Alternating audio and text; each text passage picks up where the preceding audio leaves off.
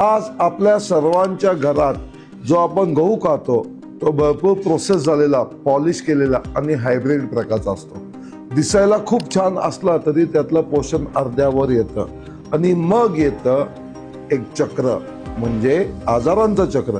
Acidity, bloating, weight gain, sugar spikes असं विविध प्रकारचे आजार आहेत. मात्र एक गहू असा आहे जो सगळ्या समस्यांना नैसर्गिकरित्या ब्रेक लावतो, तो म्हणजे खपली गहू. खपली हा भारताचा सगळ्यात जुना पारंपरिक आणि मूळ गहू. यात नैसर्गिक फायबर, मिनरल्स, अँटीऑक्सिडंट्स आणि हलकं ग्लुटेन असतं. म्हणूनच हा गहू पोटावर ताण देत नाही.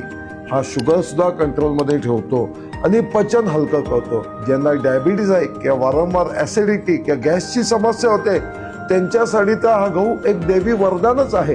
खपली गव्हातलं फायबर मेटाबॉलिझम वाढवतं, त्यामुळे वजन कमी होण्यासाठी तो खूप मदत करतो.